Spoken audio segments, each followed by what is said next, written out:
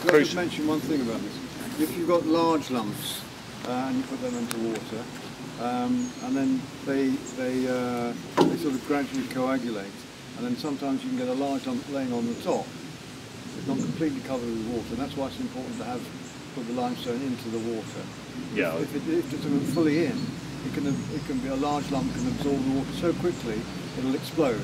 And then it throws out quicklime, and that is very dangerous. So yeah, and I mean it's sometimes when quicklime's a bit old, it's slow to get going, and you can be tempted to keep adding. And then, but what it is there, even with the powder, if you get a build up deep down there, you've got steam building up inside that powder, that can then pop obviously, and that can be dangerous. So, but you should, yeah, always, as Stafford says, you always add this to water, not the other way around.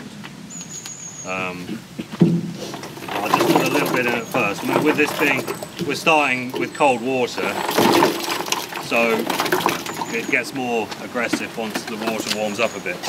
But you can see we've had an immediate reaction, immediate response there.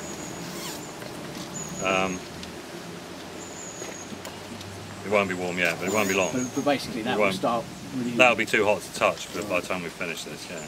But, now one thing, if you are slaking, whatever you're slaking, is just to agitate, so to try and minimise this potential for the build-up of any steam or gas inside. But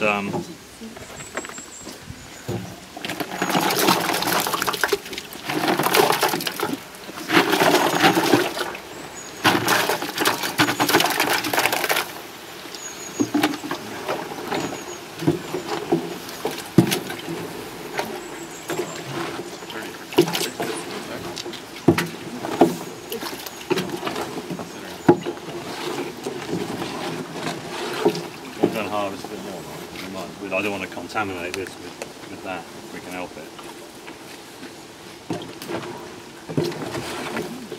I noticed there's hair in it. You added that hair? No, well that's just because it fell in earlier. It's not a necessary part of the process. Although there will be in the mortars we're using, but yeah. There's bits of straw as well. But we find plenty of mortars with straw in it.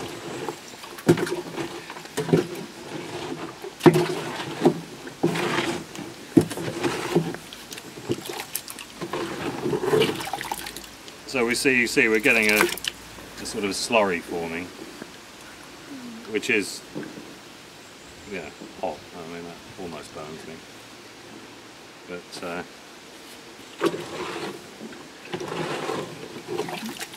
and then we'll see now where the bits that are probably going to slake talk. But with lump, you need to leave it a while. You're never quite sure if it's, some will react more slowly.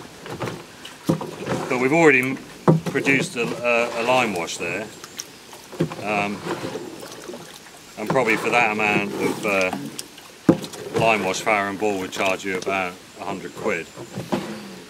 We've got about 5 pence worth of quicklime in there, probably, well no, a bit more than that.